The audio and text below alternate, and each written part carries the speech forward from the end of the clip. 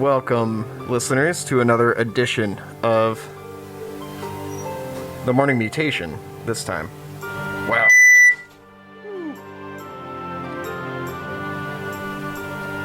Alright, sorry about that. Someone had the volume jacked up all the way on the headphones. Thank you, whoever did that, for blowing out every single speaker that's turned on in Missouri. But enough of that. Welcome to another edition of the Morning Mutation.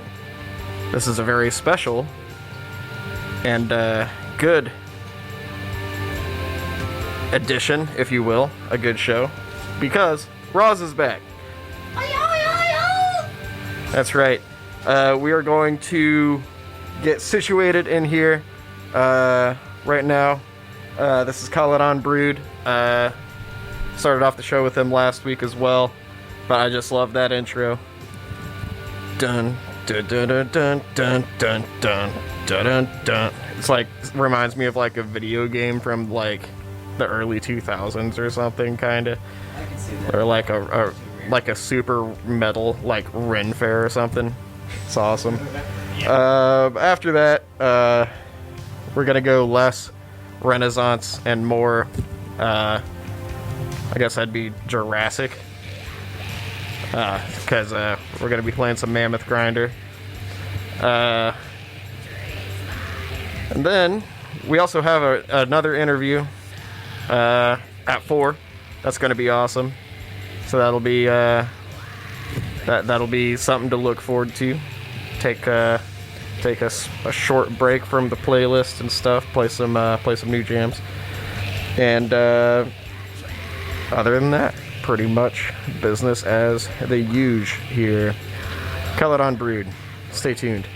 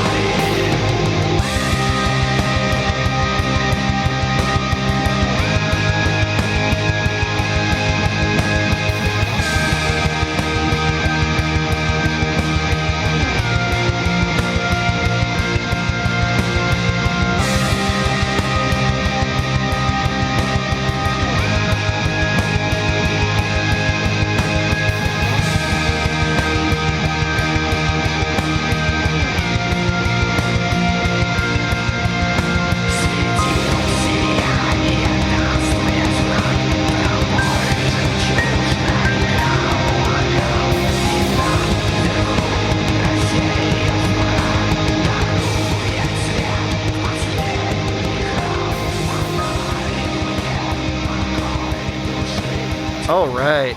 That was a good block of music. I really outdid myself on this playlist. Oh yeah, Shelby, what flavor of cookie do you want? I'm gonna get a lot of hate for this. I could lose my show for saying this, but I really prefer oatmeal raisin over any other cookie.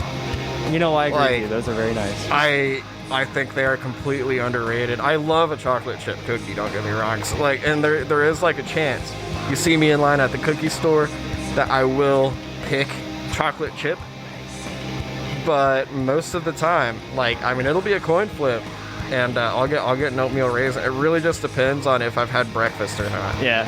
If I want something with a little bit of sustenance, I get oatmeal raisin. If I'm looking for just something to make me make me happy, yeah, I usually go with it. I mean, they both make me happy, but chocolate chip is good. Oatmeal raisin, I think, is a better meal replacement. I could see that because high in calories. The only cookie that I would say that is better than oatmeal raisin outside of chocolate chip, as I don't remember what they call them now, so people forgive me, are Samoas. Oh yeah, those are good. I forget what they call them now because apparently the company decided that Samoa was culturally insensitive, and I can't remember for the life of me what they call them now. I never knew that. I don't know anything about that place or the. Is Samoan? I'm pretty sure. Is that a Hawaiian? No, Samoans, if I remember correctly, don't quote me on this, are the indigenous people of Hawaii. Yeah, I think you're right about that. I don't think it's derogatory. I just think that that's Yeah, someone correct us if we're wrong. I think trying to, I'm pretty sure we're right. Calling a cookie that had nothing to do with Hawaii was just insensitive. Is what I think would happen. Yeah, maybe that's a good call. I mean, I definitely agree. I never really drew the distinction between the cookie and the either way, those are amazing. Yeah, they are pretty good. But snickerdoodles. I don't like those. I don't like cinnamon. Yeah, not a cinnamon guy. No. I'm a cinnamon guy. Which is weird because I love chai. Yeah. I hate cinnamon. Yeah, I'm all about a snickerdoodle. I mean, I won't sit there and eat a dozen of them, but one snickerdoodle, if I'm having craving for a cookie, I mean that really does it for me. I'm all about it. They're always too brittle to me. I don't like hard cookies. Yeah. I like my cookies soft. See, I like crunchy cookies. I like soft cookies, but I don't like doughy cookies. So many people make their cookies doughy, and it drives me insane. Unless they're hot box. If they're hot box, cookies, I like them that way. They are a little bit doughy, but I do like them. Yeah, hot box cookies are a number one fan. Yeah. I hate to be that, but if you're drawing a line between the cookie places in town, I like theirs much more than I like Insomnia's. I don't know why, I can't tell you why, but I love hot boxes like cookies and cream. Were they both started here in town, here in Columbia? I have no idea. I know Hot Box was, which I guess is now a national thing. Is it really? Yeah, they've expanded quite a bit. That's actually. Insane. Yeah, I mean, the idea had legs, and it's kind of cool to hear about people from other places knowing what Hot Box Cookies is. But I digress. It is 4:06 in the morning. I was about to say, you have that interview coming up. And, we have the interview coming up. But first, I do have to remind you that you're listening to 89.5 FM, KOPN, Columbia, Mid-Missouri's source for in-depth news, diverse talk, and music of the world. It's not just radio. It's community radio. And on the web at kopn.org. You're currently listening to Wolves in the Throne Room. Really? Yeah. On our next break, I have a thing to talk about. It's a good band. Actually, so there was one day, I haven't always, known about a whole lot of metal, and a lot of people are surprised about that, because, it's I go to metal shows, I have a metal radio show, and stuff like that, but there was one day, whenever I got this radio show and this time slot, and realized that I was going to have to expand your horizons. Yeah, really expand my horizons. I was like, I don't even know where to start. It's like metal just has like, dude, I will everything. But they actually had the CD at the library. Really? And that's how I heard. So I do have a rule that I typically don't listen to bands that have like more than 3 words for their name. Like 3 or more. But I gave them a shot, and I was like, man, Wolves in the Throne Room is actually pretty sweet. So I got to see these guys live. Oh, I bet that was awesome. When I went to see Behemoth in Kansas City, it was them at the Gates and Behemoth, and these guys ruled. Yeah, I got to see At the Gates too, which is another band that that's a three word name, so but good. Yeah, it's like they're definitely in the exception of that. There's a lot of bands like that too. I mean, it's like I grew up in the mallcore scene. Oh man. And so it was like just about every, I want to say that I really just don't really like that music per se. I don't. Other people, you're welcome to like what you like. I'm not gonna say anything. I will say that those bands did get people into music that I do like. Well, like, as far as I go, dude, like my music taste is weird. Yeah, I mean it's like I get why people like it. It was music that happened at a special time. There's people still making music like it, and that's fine. But I think the only band that really survived that time period of like mall band, like Hot Topic bands, was Panic at the Disco. True, but it's like they're still really big, and people still really care about Brandon Urie. Which, I mean, Brandon Urie's cool. I think something came out about them recently. About Brandon Urie? Some kind of Twitter like I don't pay fiasco or attention to something. Twitter. I wasn't like I didn't really do a lot of like research on it, as I never really listened to them. But I digress. At the Gates was a band that I'd never heard of until I saw them live. I was like, these guys are pretty good. Like, I think these guys are going to get really famous. And then you find out that they're like one of the most famous time. metal bands. Like, oh yeah, like. And anybody who knows metal knows At the Gates, but I didn't know At the Gates. Of course, we're talking about I was 16 back then. Like I went to an At the Gates show whenever I was like 16 or something like that. Did you hear them? Were they playing Slaughter of the Soul? I mean, I didn't know who they were, so I didn't know the songs. I didn't know the song titles. That's an album they did. Oh, because that album, I cannot remember any of the songs that they played. Like, that was a long time ago. That album has a Slayer cover on it. I don't think I have that album, actually. Like, Protractor of Sin? Yeah. It was. I did see them before they took that really long hiatus. Yeah. Actually, I think that was supposed to be like their last tour. Captor or of Sin, that's what it was. Oh, yeah. But yeah, I mean, they came back. But anyhow, what is your interview about these? So, our interview is the vocalist and the violinist from the band Don Raid. Don Raiden? Like one word or 2 words? 2 words. DAWNRAY''D. They're from the UK. It's cool to get international bands. International interviews. I love seeing international bands when they actually stop in Colombia. What do they do? Or even just What do they do? Well, besides the obvious. What do you mean? Like, you mean Don Raid, or like, do they play black metal or is it something else? It's it'll be metal. You caught me because I'm going to level with you. I haven't listened to them, but on their Bandcamp, it does say True Black Metal Resistance. That's so it's black metal, which is great. I'm into it. I'll have to check that out. Of course. Yeah, I mean, I will play their album, underneath the interview. I usually do that, and then I'll play a few of their tracks afterwards, just for people to kind of get a feel of their album and stuff. And that's dawnraid.bandcamp.com. That's DAWNRAYD.bandcamp.com for those of you keeping track at home.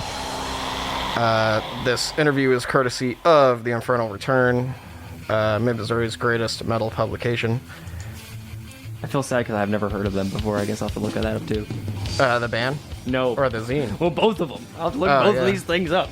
I have a copy. I have a copy of issue 1. Issue 2 is still in the works. I'll let you. Oh, so this is like a new thing. Yeah, they are new, but they are getting up and doing some work. So I really I have high hopes. They're very motivated and getting these interviews left and right, and letting me air them, which is awesome.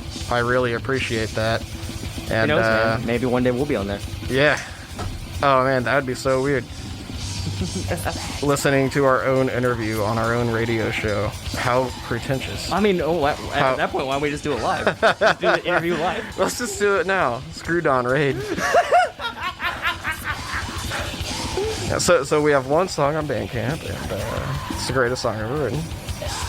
I disagree. It's the only song. It's the only song we need. I again disagree, but I will also say that this is a metal show, and so there is talks of metal things, and so if you are, if you have small children around up at 4:13 in the morning and you're listening to KOPN, it's like we talk about metal things. And use your discretion. Viewer or listener discretion is advised. That's your obligatory warning to. And that's always that's always the case with the show anyway. I mean, yes. Unless we go on a tangent talking about ramen. I do think most of the stuff that I do play is clean, surprisingly. But it is. But interviews. These are real people talking about real things, and it really happens. Yeah, So just use your discretion, and but I want to get this interview started. I'm excited to listen to the album. I'm excited to listen to what these guys have to say. Excited to see what's happening with black metal in the UK. So stay tuned. Here is the Dawn Raid interview, courtesy of The Infernal Return.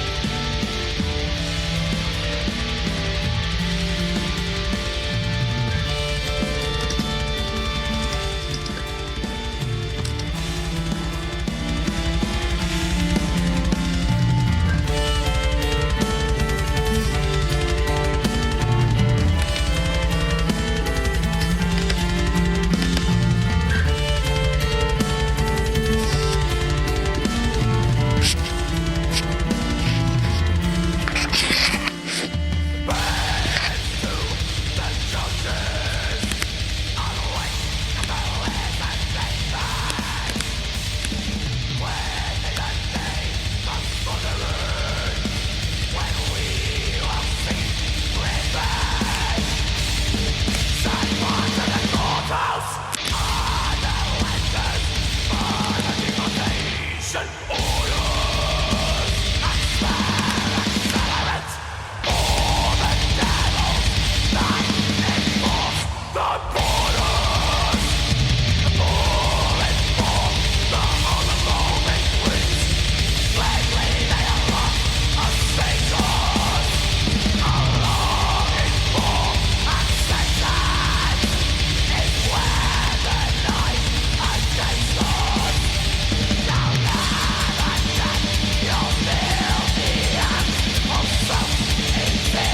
Hi. Doing good. Alright, so, what's your name? I'm Simon. It's nice to meet you. I'm Nick.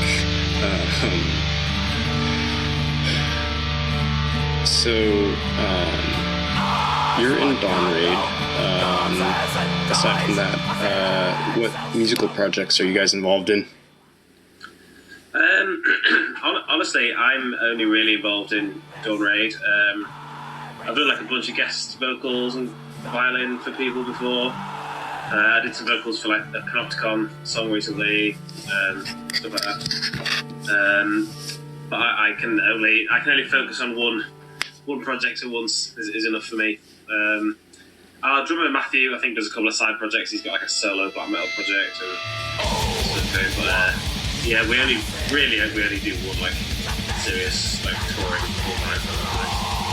I don't think I have enough ideas for a second band. I'm not quite that creative. Okay. How did you and the other members of Dawn Raid meet and form the band? It's like end of 2015, I think. Although it started 2015. So me and Fabian, the guitarist, used to play in a screamo band called We Came Out Like Tigers. That was going for about 6-7 years. We toured a lot, put a couple of records out, and Matt filled in drums for the last 2 tours we did. The other member of that band had to quit doing music for a couple of personal reasons, and it just felt like a good time to finish that project and start something new. And we'd always said the next band we would do would just be like a middle of the road, like straight down the middle, like black metal band. So the last project we did have quite a lot of different types of influences and lots of different things going on. We wanted to do a band that was just like straight up like pure like black metal. So basically, the day the first band finished, Dawn Raid pretty much started that day. We all just had a conversation on the phone, and we're like, okay, let's do this. Let's do a black metal band. So yeah. Okay. What does the name Dawn Raid mean to you? Like, where'd that come from? It's actually from a poem by the anarchist Voltaire de Cleyre. The poem itself is about that section of the poem is just about the sun coming up at dawn and illuminating somebody. But I guess it's also meant to be like a double entendre. Also talking about like the dawn rays that the cops perform on people's homes, like often activists and stuff. So yeah, it's kind of we tried to pick a name that had like a cool, natural, poetic sort of side, but also like a very political sort of meaning as well. So yeah, for me that's the sort of the double meaning. Okay, very cool. What are the biggest musical influences on the music you guys make in Dawn Raid? I guess they changed quite a lot. I guess we're all into a lot of the classics like Ulver, and then Matt's really into like Celtic Frost. Like a lot of the traditional like first and second wave black metal bands. I guess they were always a big influence, and then I got into black metal like through Walls in the Throne Room, like I guess like 2008 or something, when that was all really like blowing up and like kicking off. I guess it changes from record to record as well, because we're writing a new record at the moment, and we're trying to do something a little bit different next time, incorporate some different influences. So we've definitely been trying to incorporate like elements of like My Dying Bride, Anathema, those sorts of like real traditional British doom. But yeah, really, I guess yes, a lot of like kind of like riffy, traditional black metal, I guess. Okay. I think aside from that, also like bands like Iskra and Skargos and some of those like American, like Pacific Northwest, like anarchist bands, but like and Panopticon as well. Like maybe not in sound, but like just in the way they do things and the way they conduct themselves. It's had a big influence on us as well. Okay. What guitars and effects do you use to achieve your sound? And I guess you guys use like a violin, I think. So I guess what instruments outside of those standard like guitar, bass, drums do you use? Okay, I just sing and play violin, so I'm like the stupid one. So like I'm terrible at gear. So I'm gonna give this a go, but I'll probably get this wrong. I know these famous traditional always use the metal muff to get that like real harsh like black metal sort of sound. So I guess he's that, but he also splits his signal and runs he pitch shifts down into a bass amp as well. So he plays through a guitar amp and a bass amp just to try and, because it's only one guitar, just to try and fill as much like space sonically as possible. I was playing electric violin. I just put it through a reverb pedal and then into like a valve amp. VHT. But yeah, on the records we've got also have like a harmonium playing on there. We've used like prayer bowls before and things like that. I think that's all that really. I guess we've got some acoustic guitar, but actually we kind of keep it like instrument-wise, we keep it fairly simple. Really. So yeah, like most of the time it is just like violin, vocals, guitar, and drums. But yeah, some harmonium just to fill it out on the folk tracks. Cool. I didn't think that sounded stupid. Sick. I've been practicing, so I'm getting better. Okay, cool. You mentioned you had you guys are working on a new album. So what releases are you working on for the future? We're just at the very early stages of like what will be our third album. So we just got like a couple of we've got 2 songs written so far.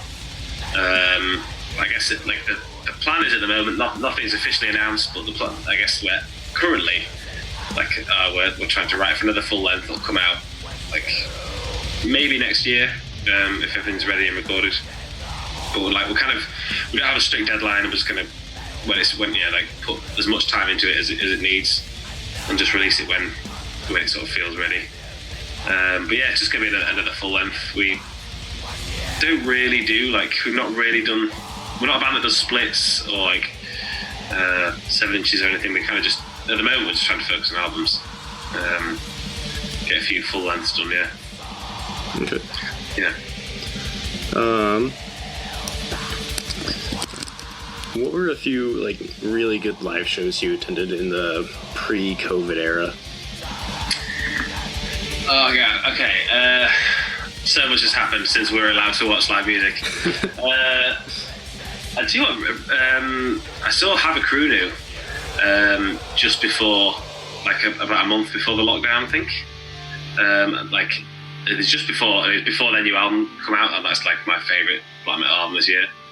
And they were absolutely killer live. It was like very rock and roll. Like they're just like a sort of Scandinavian-y sort of very melodic Finnish black metal band, but it was like very rock and roll live, and they did like a Judas Priest cover, and it was like it's quite they played it quite loosely, but like it was just really cool. Like that was like a really cool show. So at Manchester. What else did we see? It's kind of tough. We were on tour for for 3 weeks, like in January and February, kind of most end of January.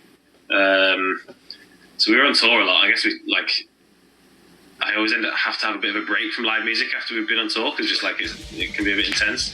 And then kind of the lockdown happened pretty quickly. So I've not really seen that much this year that I can remember.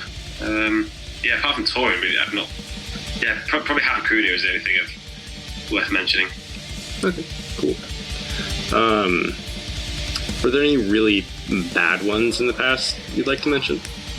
The shows that we've played? Or just shows you've seen? I've definitely seen my fair share of crap shows, but I think we all have. If you go to shows, chances are you're going to see some absolutely horrific bands. I think it was a really terrible show. No, like all our shows, like not to like. I don't really mean this to sound arrogant or boastful, but I think like we kind of pride ourselves in our live show. I think we're like it feels very much like a live band more than anything. Mm-hmm. And I think our shows are pretty consistent. Like we rehearse like a lot. We're like really strict about that, and we're always just really. I think we're always really tight on tour. Things very rarely, unless like a snare head breaks or like someone snaps a string. There's very few like hiccups. Is kind of the same every night, I think. But I got a little bit ill on the last tour. Like I got a bit of a cough, and we were going to warm up, and I didn't think I was going to be able to sing. I was getting kind of stressed, and I tried to test my voice out a couple of times. All of a sudden, like it just sent me into this like coughing fit, which just seemed to fix me like seconds before the show started, and all of a sudden I could sing. So I always have a little. I just stress about my voice every day on tour. Like it's just 3 weeks of stressing about my voice. It's always fine. Every show we play, I'm convinced is going to be disastrous. But it's always okay. But yeah, I think we played pretty solid shows. So yeah. Maybe other people disagree, but I don't think we fuck up too much.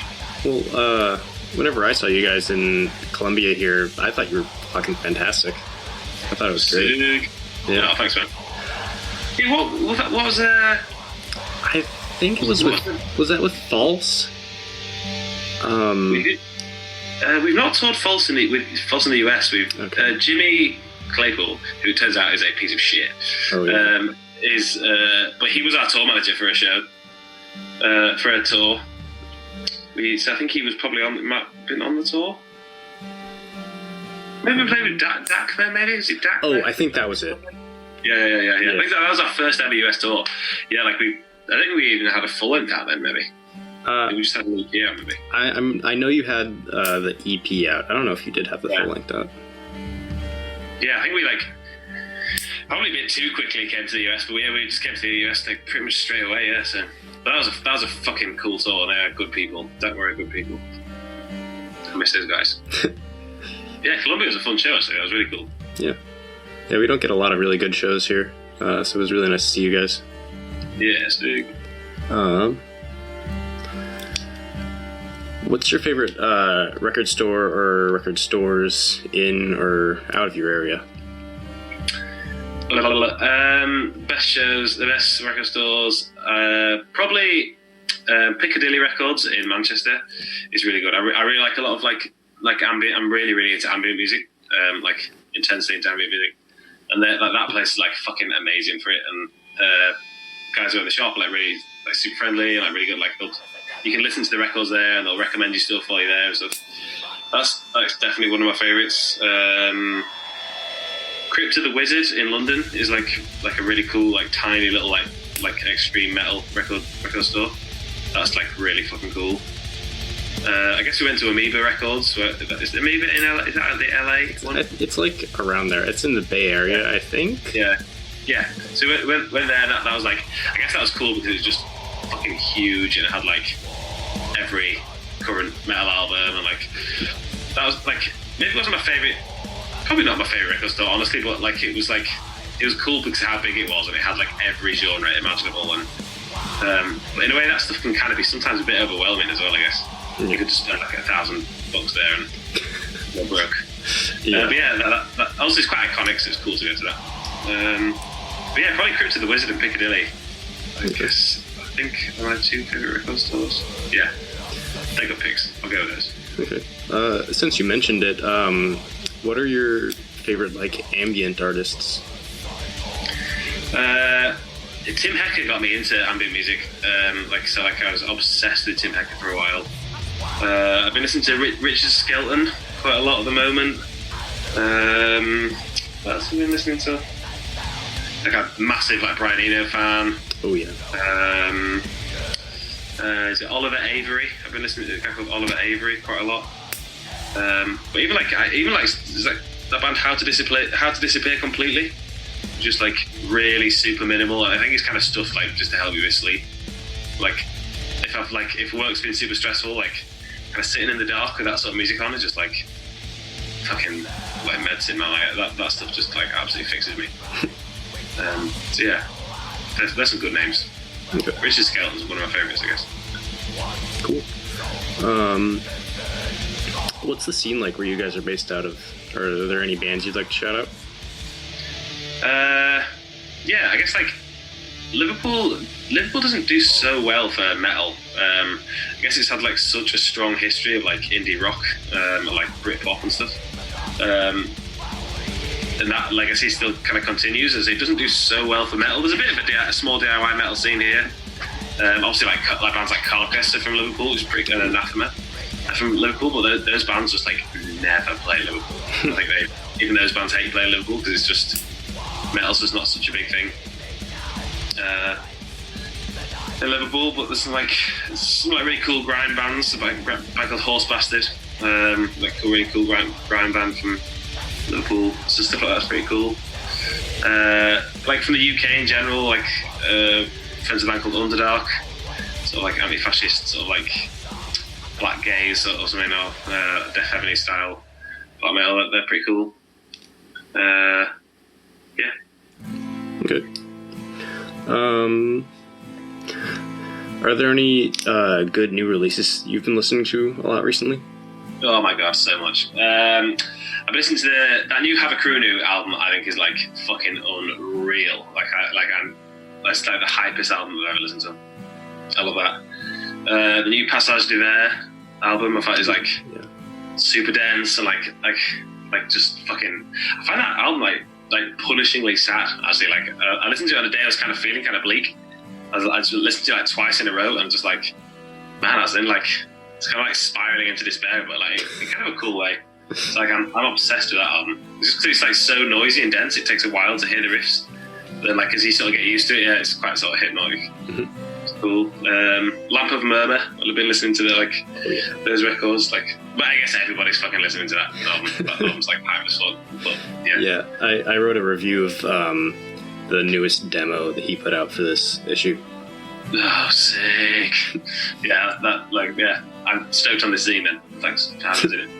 Did I see a new Jason Molina album I saw as well, like some unreleased tracks, like just before he died, which is like really cool. And I guess because you get to, it's like he recorded just before he died. It also gives that like a weird like extra like weight to it and stuff. And so I enjoyed that a lot. That Microphones 2020 album.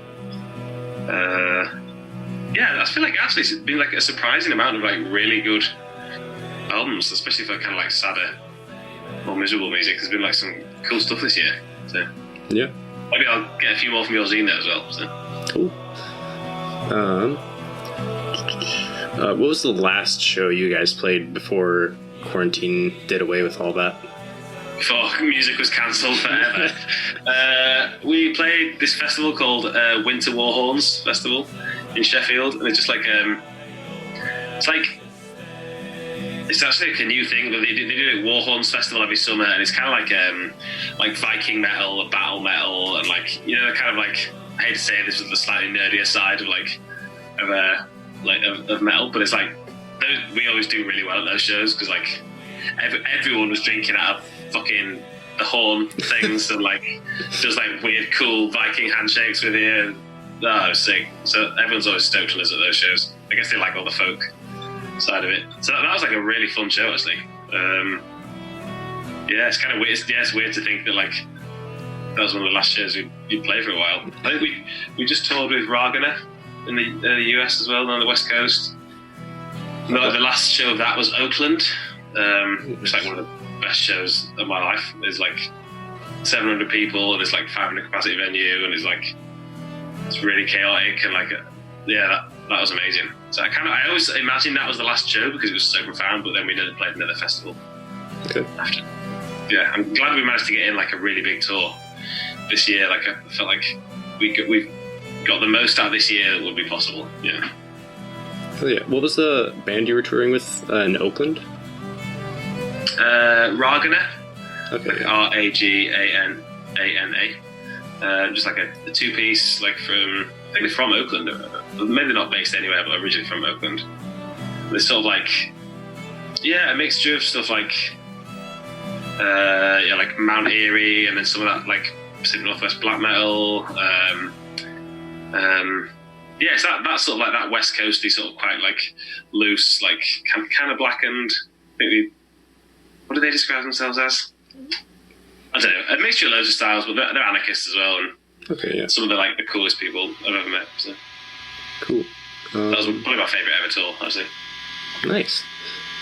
Do you have any good stories from shows in the past? Probably. I'll just have to think of some.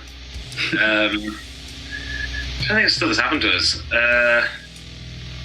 Do you know, like that tour there where we played in Colombia at that time,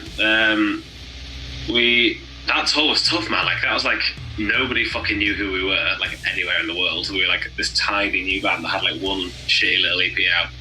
And we had one t-shirt, we went straight on tour. So we were like just sleeping on floors like every night. Like, I guess we have like hotels now and stuff, so things have changed, but I was like sleeping on floors every night and stuff. And we played this show in, I'm gonna get all these fucking cities mixed up because I don't know where it was. Like Olympia? Washington? Not Olympia. Fuck knows. We played some tiny, in a basement in a house show, and like there's like a standard like punk house. Mm-hmm. It's kind of just like a weird show in general. Like, it's one of those states where you're gonna think I'm an idiot saying this, but one of those states where like there's like real crazy strict like alcohol laws. You know, like you can't buy like cold beers and you can buy beer after a certain time and all this. So like having beers at the show was like quite a big deal that everyone was worried about. And like I got to the show and this person came up to me and was like, "Oh, can I haven't got any beers, can I buy a beer off you for like $1?" And I was like, "Fuck it, yeah, like you can just have one, whatever, I don't care." Like I was just kind of being friendly. Mm-hmm. And then all of a sudden there was like a queue of people asking for beers from me because obviously someone found out this stupid English guy is giving away free fucking beers. And then I realised that obviously in the UK you have to be 21 to buy alcohol, but in England it's 18, so I hadn't realised these people were under the legal drinking age.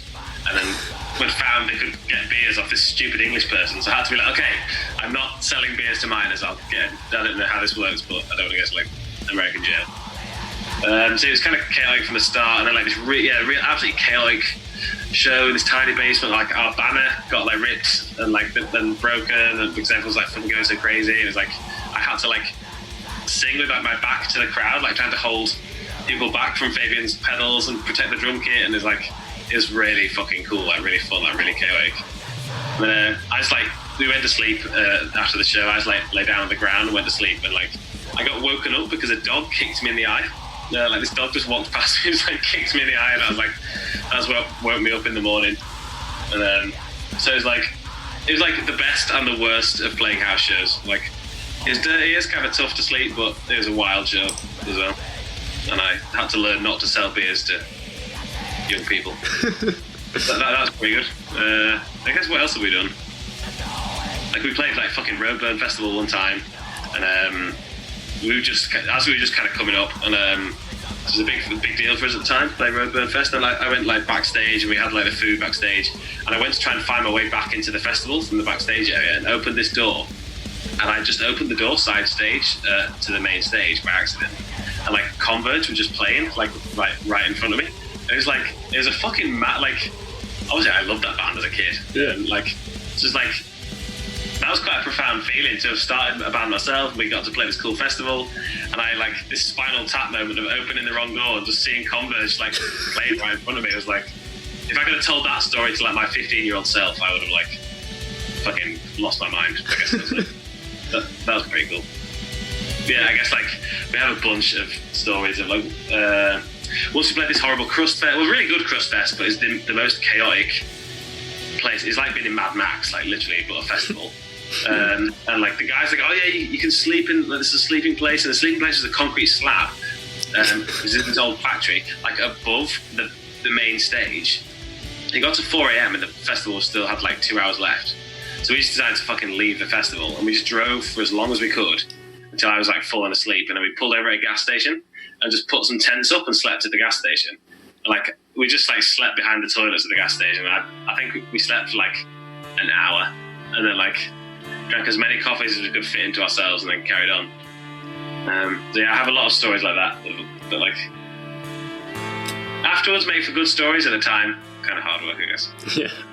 Yeah. A little bit. I feel like we've kind of anything stupid and weird and fucked that can happen to you on a tour has happened to us by now, I think. Okay.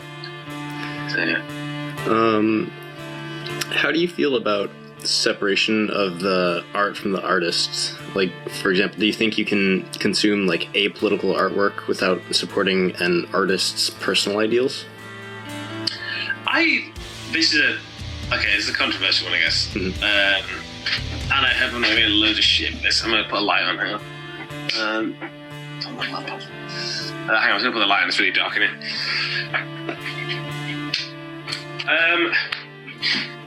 I honestly think you can, and I think we all do, even if we pretend to ourselves that we don't. Because I think like even the films you watch, like obviously like black metal has a terrible problem for Nazis, and that's something that like I really feel as a band we are definitely trying to fix and to do something about and to challenge.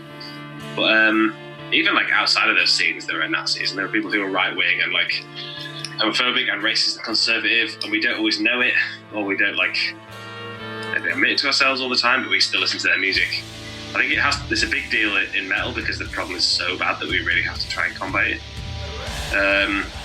I think all of us, to a degree, listen to things we might not agree with 100%, and I think you just have to try to square it with your own conscience. Like, you have to draw those lines for yourself of what you think is acceptable and what you think is comfortable. Obviously, like, I have no interest in listening to music made by fucking neo-Nazis. Like fuck that. Like, I don't want to give any like credence or support or views or plays or whatever to that sort of stuff. But ultimately, I do listen to bands that have politics I don't agree with. Like, I can listen to bands that are just centrists or liberals or like maybe ever so slightly like conservative. They might not be Nazis, but unfortunately, there's not enough anarchist music out there for me to listen to things I 100% agree with all the time. But I think it's just something that you have to settle for yourself. Because I guess none of us agree 100% on everything. But yeah, I definitely draw the line at fucking neo-Nazis and fucking paedophiles, of which there are too many in music. Yeah. The points I draw the line. But then, like, I know a lot of people who listen to, like, David Bowie, and he's like, he was, like, having sex with, like, 14 or 15-year-olds, so, and had a weird Nazi fetish thing going on, and so, I feel like black metal, deservedly so, gets scrutinised very hard, but I think people also don't scrutinise other genres. Yeah, definitely. Yeah. How do you guys feel about the current situation of political unrest we're seeing all over like America right now? And I guess like has that like carried over to the UK at all? I guess so. And how do I feel about it? I'm always hesitant to talk about it because like I just live in the UK and like I'm doing my best to understand it from like some of the more radical like pages and sort of news sources that I follow.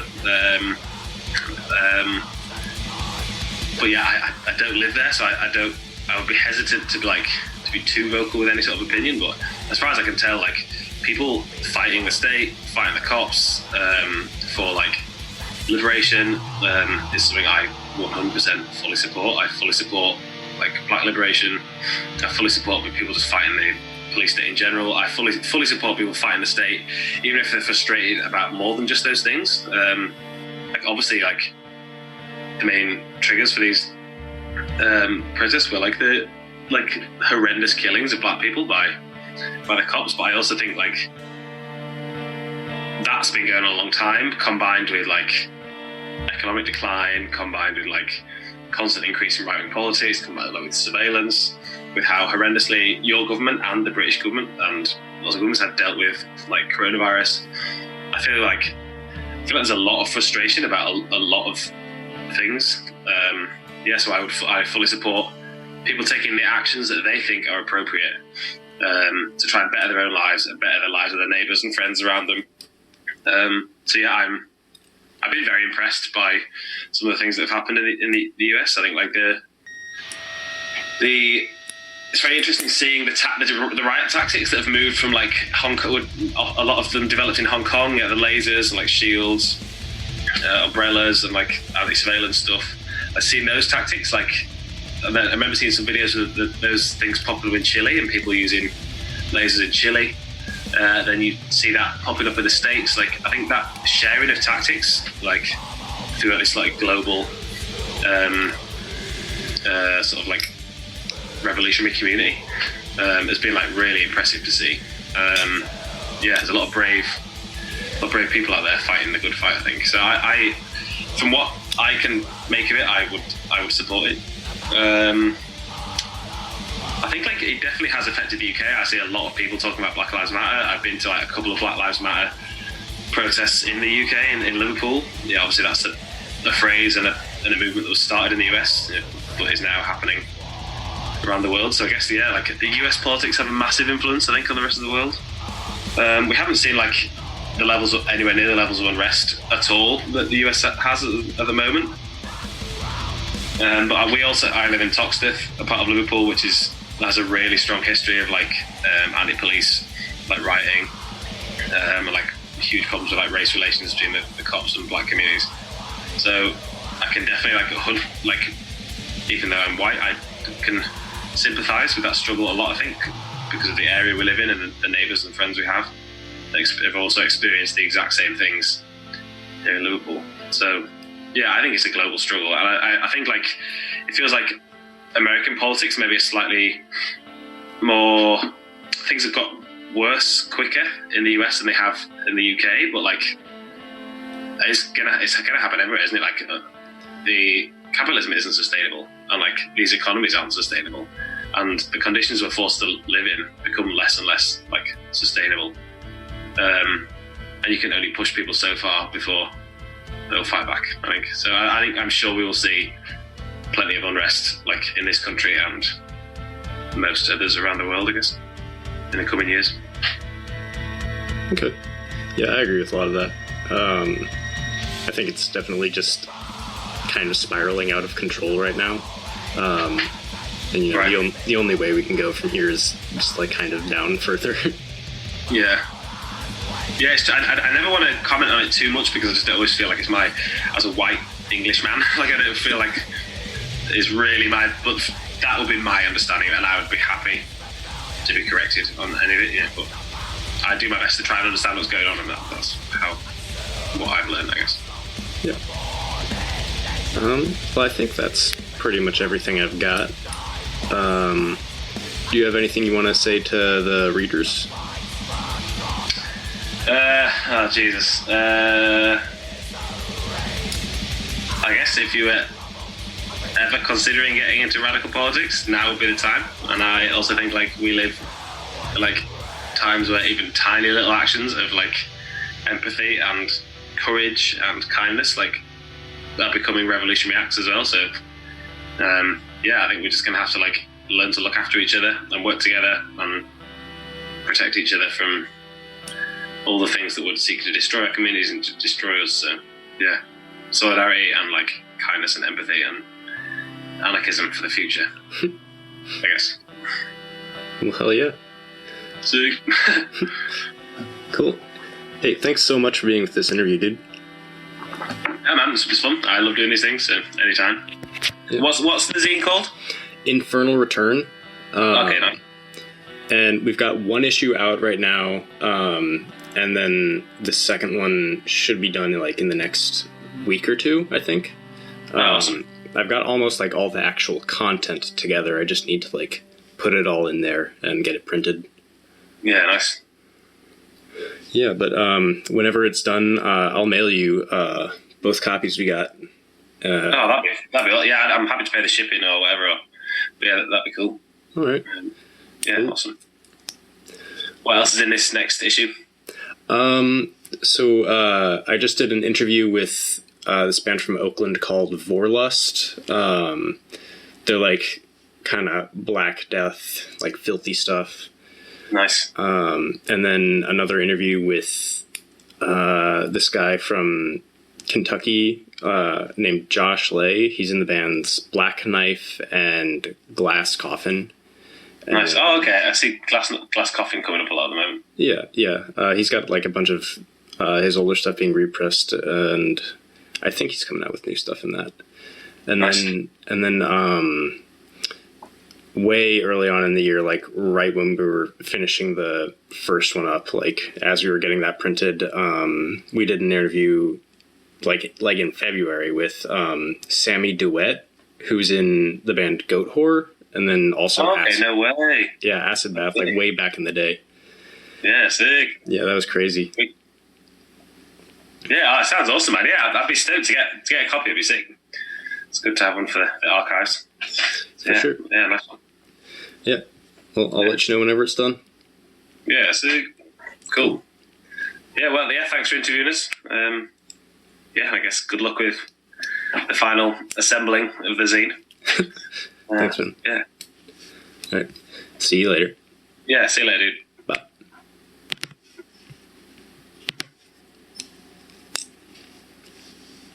Fuck yeah.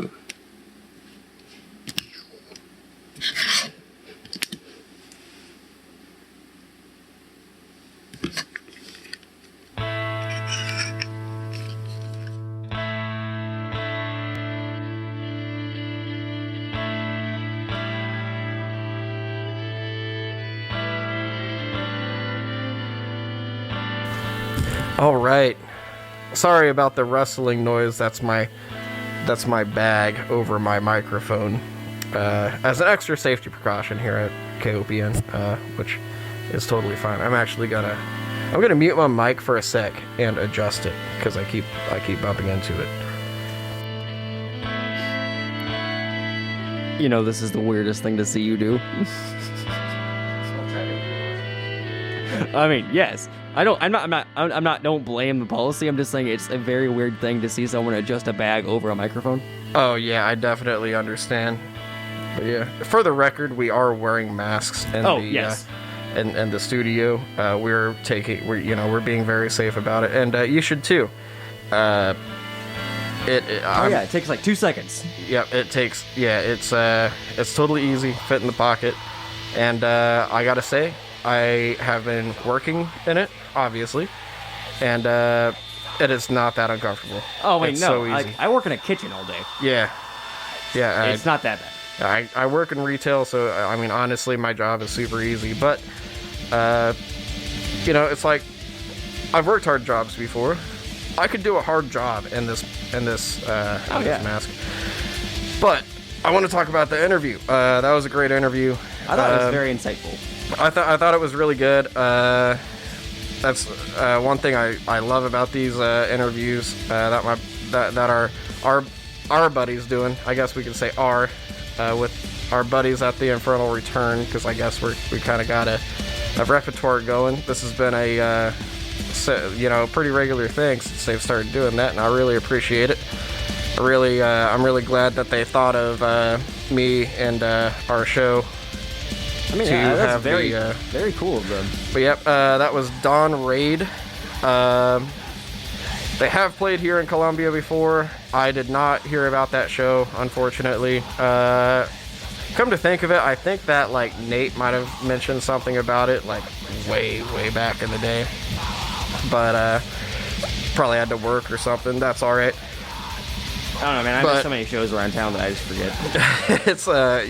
It's impossible to make it to every single show. Some people do. Some people find a way. Some people do. I try to, but it's all right. I do hope that they come back, because that last album sounded great. That was their Behold Sedation playing song. I thought I put on a different album. That's what this album is too. I like the violin in this. It's very nice. It's pretty great. Yeah, it's not washed out from everything else. You can still very succinctly hear it. And it adds to it. It's very. It's very. It adds another level of there should be a word for this, but I don't want to say classicalness because that sounds trite, and also that's a word that's made up just made up. I just made up a trite word. I think, are you saying like sophistication? Yeah, it adds sophistication to it, and that's great. That was of course, their vocalist and violinist in that interview. He plays Simon. violin and sings at the same time. I don't think he does it at the same time. I didn't hear violin and vocals going at the same time. Either way, that's very impressive. But yeah, it's that'd be pretty sweet. I mean, I don't see why someone couldn't learn to do that. Or I think it'd be very difficult. I think it would be difficult with the vocal style because that comes from a lot of.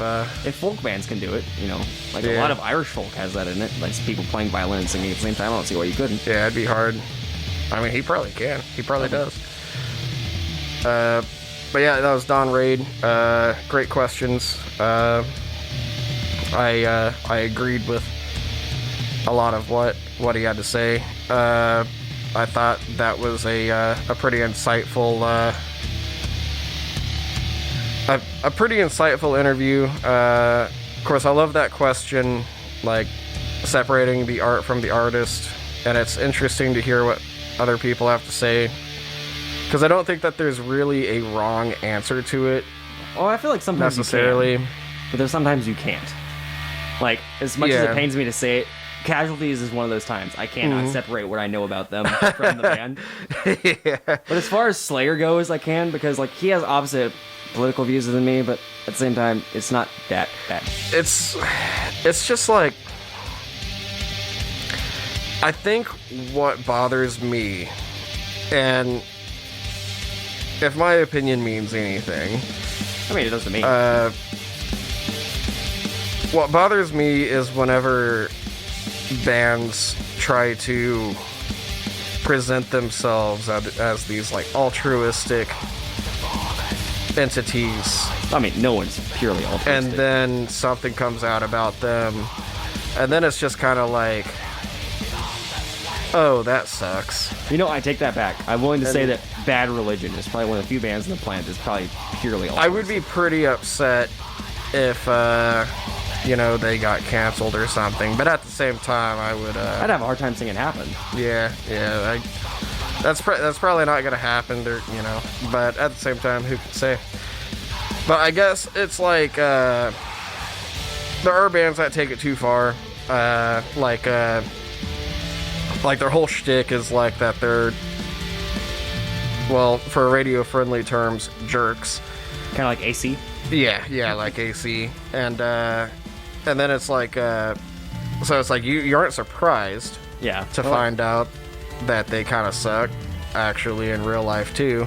Kind of like G.G. Allen too, I guess. Yeah, but it is also like, what'd you expect? Yeah. I mean, I'm not saying like you should listen to them or you shouldn't. I'm just saying it's like, it does sting a lot worse whenever it's like someone who you respect and you like really agree with their message and something. But it's like, I guess that's my distinction and that's my take on it. But that everyone's welcome to their same opinions. Everyone's brains work differently, and that's kind of the beauty of people. If they're going to get gushy about it. I agree with you. Like, I felt that same way when I heard more about Michael Graves recently. Oh. Man, that really hurts me. I'm like, man, you were like my formative years. And now you turned out to be the person that you are. And I'm just like, oh, that's painful, but okay. That was, I wasn't surprised, but it was also a very funny, a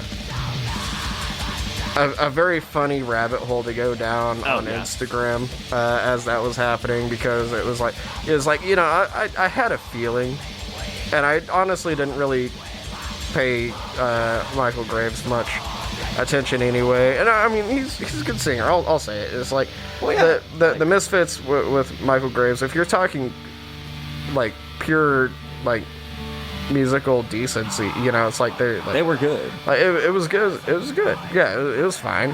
It's not like the greatest thing in the world, but it's also like there are several things that are musically worse than it. But whenever that was all happening, it was just kind of funny to see him just get obliterated, just like on Twitter for saying dumb stuff. Him and Davey Havoc from AFI. Yeah. In my like formative teenage years, they kind of like formed my vocal styling. Yeah, sure. And like after like all that came out, I was like, man, that's really sad. But the cool thing is, though, is that one of the bands that he was like going to war with on Instagram, I got to see at a Calvary show in I think it was Kansas City. And Stellar Corpses and like Dusty from Stellar Corpses, they're all really great guys, and the band is really cool. Like I totally suggest looking into them. Wasn't it Power Trip that started that like Twitter feud with Trapped? I don't know, but I wouldn't be surprised. I think it was Power Trip. Maybe I'm wrong. I honestly try to forget that Trapped exists at all. Yeah, it was Power Trip. Yeah, Riley Gale, rest in peace. Yep, that still sucks. But you know, got some good albums, some good music from that, and we got a really good Twitter battle out of that, which is pretty great. But yeah, it was. I'll tell you what, on a positive side of like musical stuff coming to light about people and music, I know it's old news now, but like the day I learned like Laura Jane Grace was trans, that's like something that came out of like, you know, the internet, people talking about themselves. Yeah, that blew me away, because like I guess you look back at like Against Me's music, it's fairly obvious. And I was like, I was just like, really? That's interesting. Yeah, it didn't really. I wasn't really a early fan of Against Me. I'd heard of them and I'd listened to them, but it was just kind of like, you know, oh, they were another folk punk band. Right, but like, I mean, but whenever it came, you know, I listened to like Thrash Unreal. That's what I'm saying. Like in that video and that song's lyrics, if you like looking back on it now, it's fairly obvious that like that's what was going on. Like it kind of blows me away. It's like I'd never thought of that. Yeah. Yeah, I mean, I like Against Me. I like their electric stuff a little bit more. I do like some acoustic stuff. Don't get me wrong, but I think that like, I think my favorite song by them is "White People for Peace." Yeah, yeah, that's a good song. Funny song title, but yeah, it's a good song. It's poignant. Oh yeah, very much so. Yep. But yeah, the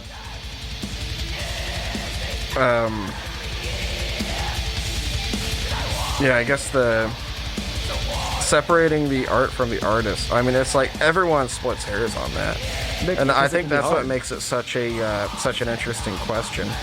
And I just don't think that there's really. I mean, you know, it's like some people might be sitting at home saying like, oh yeah, there's definitely a question, like, or an answer to that question, you know, and then they say like their own beliefs, but it's also like, I think your answer to that question reflects where your beliefs lie. Right. Like I think that there is but yeah, it's just interesting to hear people's takes on it, and usually people's reasonings on it are pretty good. Oh yeah, and, like his reasoning was very sound, I felt like, you know. Yeah, I kind of agreed with it. It's like, yeah, maybe everyone is kidding themselves when they say that they don't listen to problematic bands. Oh no, like half of black metal is quote unquote problematic. Yeah, yeah, especially a lot of the early stuff. You know? Oh yeah, it's like, as much as I love Bathory, I'm sure somewhere someone could dig up evidence that Bathory is not the greatest band of all time. Yeah, yeah, it's especially like, Mayhem, like the original lineup of Mayhem, anyway. Right. I mean, don't kill Cass. No, don't kill Cass. Like that's weak. It's hard for me to appreciate a band that had someone that did that sort. But at the same time, though, animal cruelty is not cool, guys. Well, I don't condone animal cruelty. If the worst thing you're doing in black metal at that time period, there's is probably killing cats, worse things, but Like, man, that's pretty low. I mean, I'm not saying it's not. Yeah, I'm yeah, saying- I know. Like we're both cat lovers here, just But so like you know, at the time, listeners. like the things that people were doing in the formative years of black metal, some of them were truly awful people. Like, Oh yeah, like Euronymous and Varg both were not good people. yeah. I mean, it's yeah, and a lot of that stuff doesn't really come out. You know, with that what was it, Lords of Chaos movie, which I thought it was good. It was good, gotta but go on the book record and say it, but It gives a better picture. right, yeah, and I wasn't expecting a like tell-all historically 100% like But it gives a good aspect. You know, I was expecting the origins of black metal to be told in the way of a story, and I realized that there was going to be some factual inconsistencies before it was even released. So it's like, I think if anyone thought that you would actually get a 100% factual black metal movie based on 100%, you know, 100% facts and still get people to not immediately be repulsed, it's like I just don't think that's possible. Personally. I think that a lot of people don't realize that they did not talk about in that movie is that Euronymous wasn't straight. Right. I mean, they never touch on that. Well, I think it's like kind of isn't that up in the air? I But- mean, they talk about it in the book, if I remember correctly. Yeah. Well, that was like. Yeah. Anyway. Yeah, Like, it's, that movie was never I think gonna be that like 100% kind of came accurate. up in court with Varga's hearing and stuff. But yeah, before we get too off the subject, it is 5:08 in the morning. I gotta remind you that you're listening to 89.5 FM KOPN Columbia, Mid-Missouri's source for in-depth news, diverse talk, and Music at the Will. it's more than radio. It's community radio. And on the web at kopn.org. Or Org. oh, we need a button for that. Yeah, I need an echo button just where it's like KOPN dot and then it says like org, you know. really drill it home. You're currently listening to Don Raid. This is from their album Behold Sedition Plain Song. It's a great album. We just got done hearing an interview with one of their members. Really good stuff. They've toured Columbia before. Came through. Hopefully they come through again because I'd love to see them live. I was gonna say, if you're a metal band listening to this in the after times of the world ending and you want to come to Columbia, Yep. we will all support you so much because we And, miss metal here. Yeah, yeah. I mean, it's probably gonna be a sec I mean, it will be. till we can do that. But what a time that'll be when we can I honestly go to shows think again. people improvising shows during this is bringing back life into drive-in theaters because a lot of It people is have been kind playing of like shows that. at drive-ins. Yeah, I've not gone to one personally, But I think that is a fantastic idea. yeah, Like, don't- I don't haven't see watched any anything of these wrong with live stream shows that people have been doing, but that is also a fantastic idea. it. Right. Like, Behemoth did one, and I really wanted to go watch that, but I didn't have the funds at the time. But, like, I think Abath is doing one. Like, I think I heard a rumor about that. And Blitzkid, as another band I listen to, they're going to do one soon. You know, like, bands are adapting this as best they can. You know? And I think it's a phenomenal idea. I did get some insider knowledge that Don Raid, the band which you've listened to the interview and listened to a few of their songs now, is releasing a brand new album How many does that give them? very soon. Huh? How many does that give them? What do you mean? Like, how many albums do they have? Like, how much is that? With this Let's see. Discography. Oh, I screwed up the music. No! That'll be number 4 from them. Well, I guess we satiated my curiosity, but killed the flow of the show. I apologize, everybody that was listening. No, you're fine. It's not dead air. It's okay. It was not your fault. It wasn't your fault. I'll never believe you. We are going to get back to some more music. Because got to do some other things. But it is 5 o'clock in the morning. You're listening to The Morning Mutation. Getting a little bit more normal back in here. our usual 2-host format. It's, it's great. Definitely have missed coming here. Something about it. It's got a certain charm to it, doesn't it? I mean, it does, and I won't lie, it definitely threw my life out of whack. Mm-hmm. When this is one of the things I wasn't doing on a regular basis. Oh yeah, I'm kind of there with you. I'm still. I guess we're still on the every other week sort of format here, and it is kind of exhausting to not be able to come here every single week with a playlist and new stuff to talk about. I don't even remember stuff like the news or anything from a week ago. So, honestly, I can't even remember what we talked about in the last show. Like what? Probably ramen. That wasn't the last show. I do remember that show. That seems to come up a lot though. Because it was a funny conversation. Yeah. Well, yeah, I do want to get back to some more music. Got to do some station business and stuff. Here is Asunu Jakai from their album A Bird in the Fault. Stay tuned.